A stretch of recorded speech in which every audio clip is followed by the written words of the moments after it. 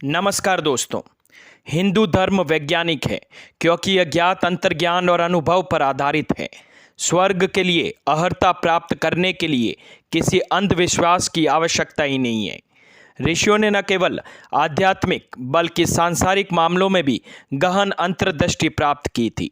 ऋग्वेद ने सदियों पूर्व ही बता दिया था कि पृथ्वी गोल है, सूर्य के चारों ओर घूमती है आदि।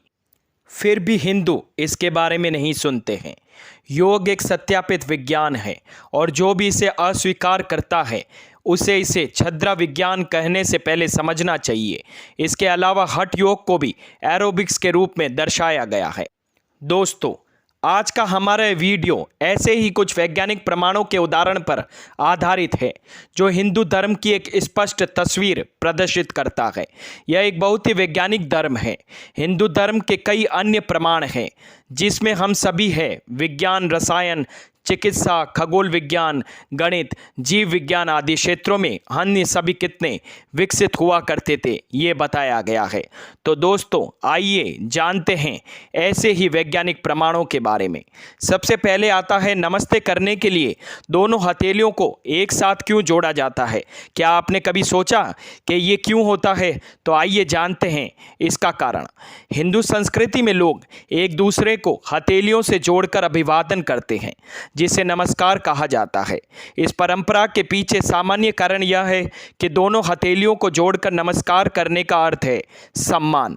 हालांकि वैज्ञानिक रूप से दोनों हाथों को जोड़कर सभी उंगलियों के सुझावों को एक साथ जोड़ना सुनिश्चित करता है जो आंखों, कानों और दिमाग के दबाव बिंदुओं को दर्शाते हैं। उन्हें एक साथ दबाने पर दबाव बिंदुओं को सक्रिय करने के लिए कहा जाता है जो हमें उस व्यक्ति को लंबे समय तक याद रखने में मदद करता है और सामने वाली व्यक्ति के कोई रोगाणु स्थानांतरित नहीं होते हैं क्योंकि हम कोई शारीरिक संपर्क नहीं बनाते हैं। दोस्तों, आइए चलते हैं दूसरे वैज्ञानिक उदाहरण के बारे में। हिंदू महिलाएं पैर की अंगुली की अंगूठी क्यों पहनती है? क्या आपने कभी सोचा है इसके बारे में? तो आइए बताते हैं इसका कारण क्या है। पैर की अंगुली के छल्ले पहनना केवल विवाहित महिलाओं के लिए महत्वपूर्ण नहीं है बल्कि इसके पीछे एक विज्ञान है। आमतौर पर पैर की दूसरी अंगुली में छल्ले पहने जाते हैं। पैर की दूसरी अंगुली से एक विशेष तंत्रिका गर्भाशय को जोड़ती है और दिल से गुजरती है। इस अंगुली पर अंगूठी पहनने से गर्भाशय तो मजबूत रहेगा ही साथ आपके रक्त प्रवाह को भी नियमित करेगा और इसे स्वस्थ रखेगा। जैसा कि चांदी यानी सिल्वर एक अच्छा सुचालक है यानी कंडक्टर है।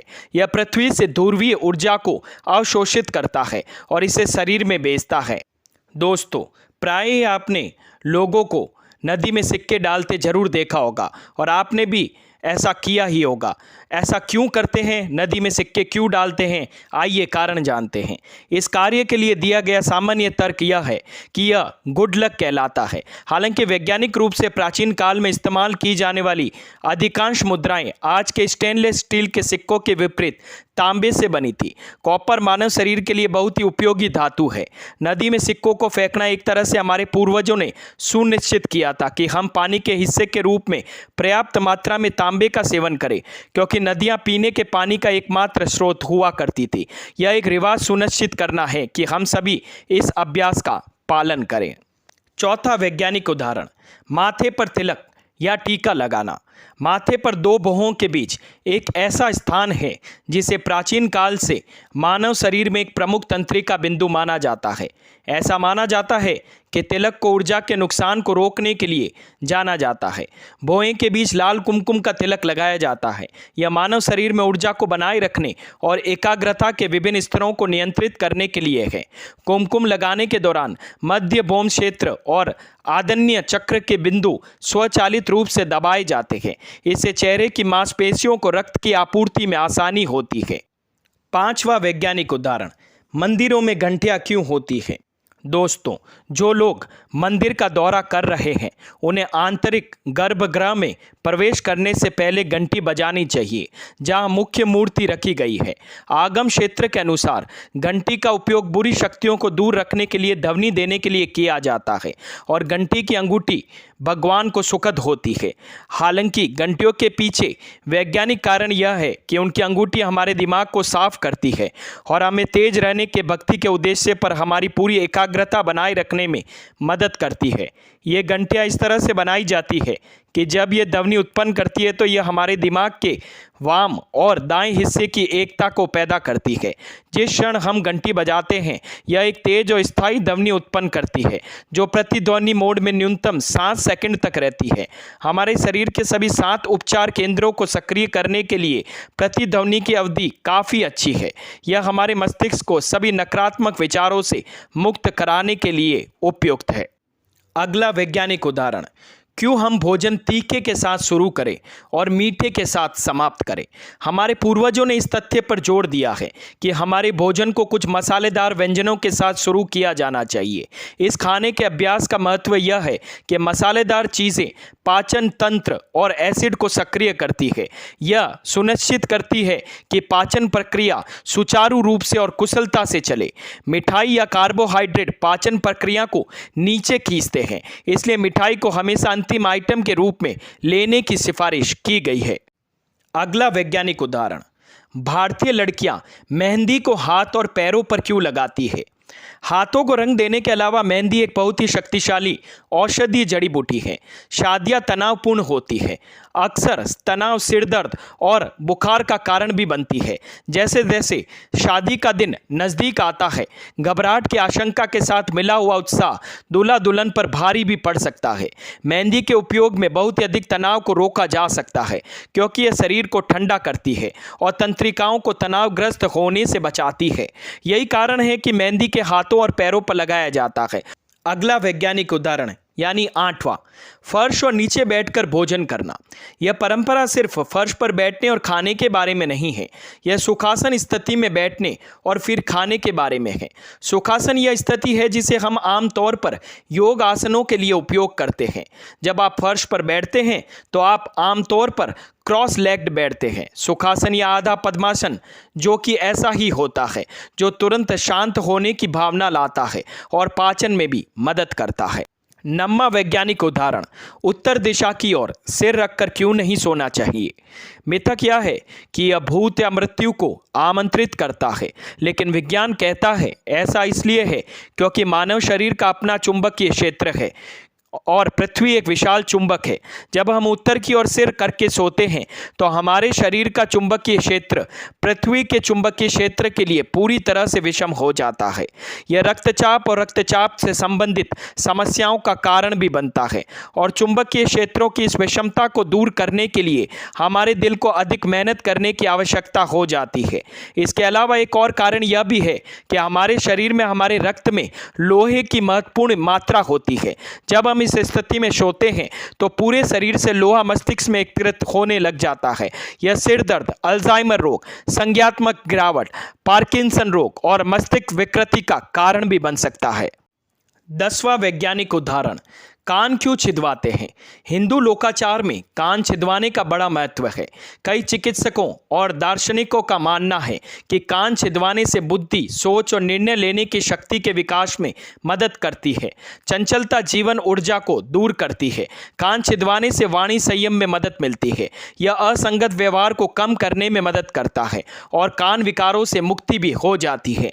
यह विचार पश्चिमी दुनिया के लिए भी है और इसलिए ये फैशन के निशान के रूप में फैंसी झुमके पहनने के लिए अपने कान छिदवा रहे हैं। 11वां वैज्ञानिक उदाहरण, सूर्य नमस्कार।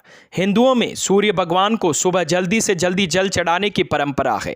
यह मुख्य रूप से सूर्य की किरणों को पानी के माध्यम से या सीधे उस दिन देखना आंखों के लिए अच्छा है और इस दिनचर्या का पालन करने के लिए सुबह जल्दी जागने से हम सुबह के जीवन शैली के लिए प्रवीण हो जाते हैं और सुबह का सबसे प्रभावी हिस्सा भी साबित हो जाते हैं। 12वां वैज्ञानिक उदाहरण, सिर पर चोटी, तुप्पी या शिखा रखना।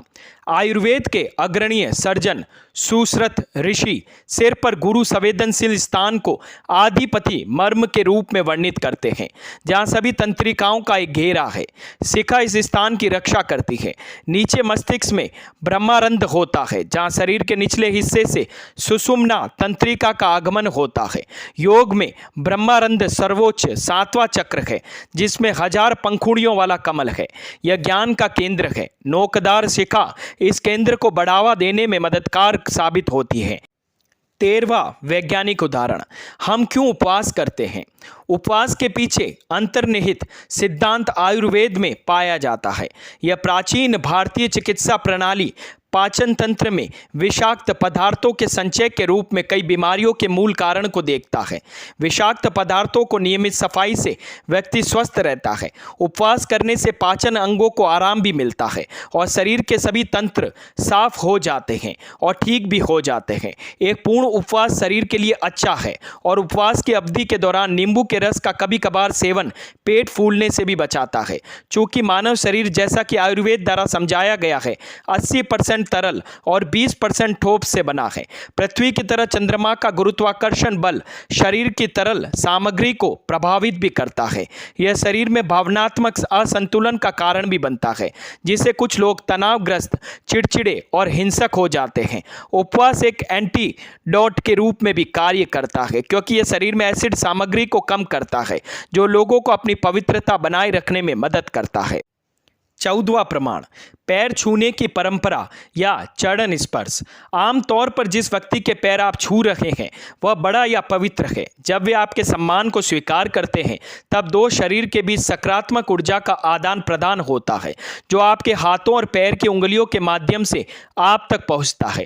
संक्षेप में, पूरा सर्किट ऊर्जा के प्रवाह को सक्षम करता है और ब्रह्मांडीय ऊर्जा को बढ़ाता है। दो मन और दिलों के बीच त्वरित संपर्क पर स्विच करता है। एक हद तक हैंडशेक और हक के माध्यम से सम्मान हासिल किया जाता है। हमारे मस्तिष्क से शुरू होने वाली नसें आपके पूरे शरीर में फैल जाती है। यह नसें या तार आपके हाथ और पैरों की उंगलियों में समा जाती है। जब आप अपने हाथ की उंगलियों को उनके विपरीत पैरों से जोड़ते हैं तो एक सर्किट तुरंत बनता है और दो शरीर की ऊर्जाएं जुड़ी होती है। आपकी उंगलियां और हथेलियां ऊर्जा के रिसेप्टर बन जाती है और दूसरे व्यक्ति के पैर ऊर्जा के दाता बन जाते हैं। 16वां प्रमाण, पीपल के पेड़ की पूजा क्यों करते हैं। पीपल का वृक्ष अपनी छाया को छोड़कर एक सामान्य वृक्ष है। पीपल में स्वादिष्ट फल नहीं है। इसकी लकड़ी किसी भी उद्देश्य के लिए पर्याप्त मजबूत नहीं है। फिर एक आम ग्रामीण या व्यक्ति को इसकी पूजा क्यों करनी चाहिए या इसकी देखभाल भी क्यों करनी चाहिए। हमारे पूर्वजों को पता था कि पीपल बहुत कम पेड़ों में या शायद एकमात्र पेड़ों में से एक है जो रात में भी ऑक्सीजन पैदा करता है। इसलिए इनकी अनूठी संपत्ति के कारण इस पेड़ को बचाने के लिए उन्होंने इसे भगवान धर्म से संबंधित कर डाला था। आइए जानते हैं अगले वैज्ञानिक तथ्य के बारे में। तुलसी के पौधे की पूजा क्यों करते हैं। हिंदू धर्म ने माँ की स्तुति के साथ तुलसी को सर्वश्रेष्ठ माना है। पवित्र या पवित्र तुलसी के रूप में भी जाना जाता है। तुलसी को दुनिया के कई हिस्सों में धार्मिक और आध्यात्मिक धर्म के रूप में भी मान्यता दी गई है।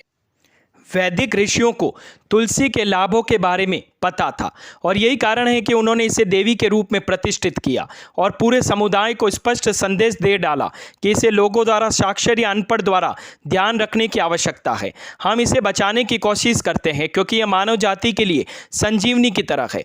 तुलसी में महान औषधीय गुण होते हैं। यह एक उल्लेखनीय एंटीबायोटिक है। तुलसी को हर रोज चाय में मिलाकर पीने से रोग प्रतिरोधक क्षमता भी बढ़ती है और पीने वाले को बीमारियों से बचाने में मदद मिलती है।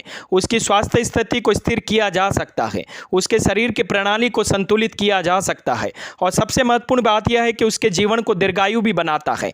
घर में तुलसी का पौधा रखने से कीड़े और मच्छर घर में प्रवेश करने से बचते हैं और ऐसा कहा जाता है कि सांप तुलसी के पौधे के पास जाने की हिम्मत भी नहीं करता। शायद इसलिए प्राचीन लोग अपने घरों के पास तुलसी के ढेर सारे पौधे उगाते थे।